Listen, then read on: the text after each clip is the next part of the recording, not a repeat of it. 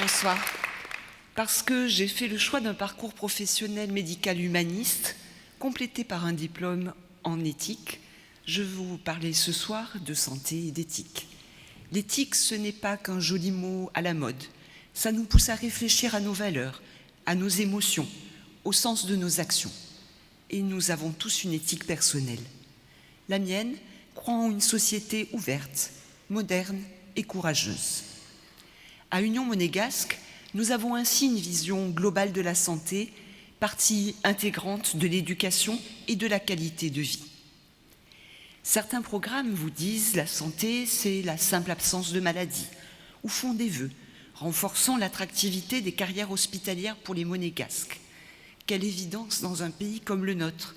L'offre de soins est excellente, en partie portée par le CHPG, mon hôpital, notre hôpital public. Mais les 2600 personnes qui travaillent au CHPG, tous métiers confondus, savez-vous qu'elles ne sont ni fonctionnaires, ni agents de l'État? À Union Monégasque, nous pensons qu'il y a de vraies questions à poser pour la santé.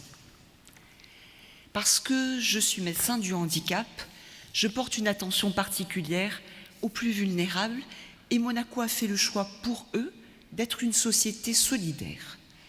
Les autres programmes promettent aux Monégasques de veiller à ce que la loi handicap soit appliquée. Pas améliorée, non, non, appliquée.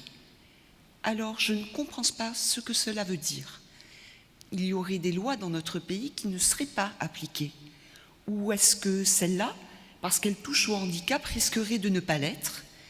Est-ce une promesse facile qui n'engage à rien, du paternalisme d'un autre temps ou une pointe de condescendance? Monaco, ce n'est pas un club, ce n'est pas un cercle réservé à certains membres. Il faut être fier de nos différences dans une société respectueuse et inclusive. Alors à Union Monégasque, s'il faut améliorer les lois, eh bien nous les améliorerons. Parlons de nos aînés, nos parents, nos grands-parents d'aujourd'hui, nous-mêmes demain. Les autres programmes vous disent qu'il faut créer plus de maisons de retraite, avoir une politique volontariste de maintien à domicile, sauf que, faisons les comptes pour Monaco. D'un côté, 650 lits d'hospitalisation ou en maison de retraite pour nos aînés. De l'autre, les formidables services d'aide de la mairie et seulement 50 places pour les soins et l'hospitalisation à domicile. Vie en institution, 650, vie à domicile, 50. Pour le coup, ce sont les chiffres qui parlent vrai. Nos aînés n'ont qu'un choix, et c'est un choix par défaut. Alors à Union Monégasque, nous nous y engageons. Vous pourrez choisir ou vivre certaines périodes difficiles de votre vie.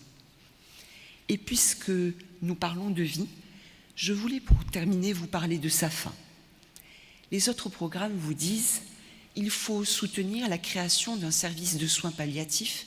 D'accord. D'autant que les droits des patients, nos droits ont changé. Information, consentement, personne de confiance, refus de soins. Union Monégasque veut aller plus loin, car quelle hypocrisie. Ce que les autres programmes ne vous disent pas, c'est qu'on donne aux Monégasques des droits, mais sans aucun moyen pour une fin de vie médicalement accompagnée. Alors oui, il faut interdire l'acharnement thérapeutique et l'obstination déraisonnable. Oui, il faut permettre d'exprimer clairement ce que l'on souhaite, sous forme de décision partagée. Et oui, il faut autoriser la sédation profonde. Soyons clairs, il ne s'agit pas d'euthanasie. C'est illégal et ça le restera. La sédation profonde, c'est le droit, notre droit, de demander à dormir pour ne pas souffrir. Alors, à Union Monégasque, nous voulons, pour nous tous, une fin de vie digne, telle que nous la souhaitons. Je vous parlais d'éthique, et moi, j'ai fait mon choix. Le 11 février, ce sera liste entière d'Union Monégasque. Je vous remercie.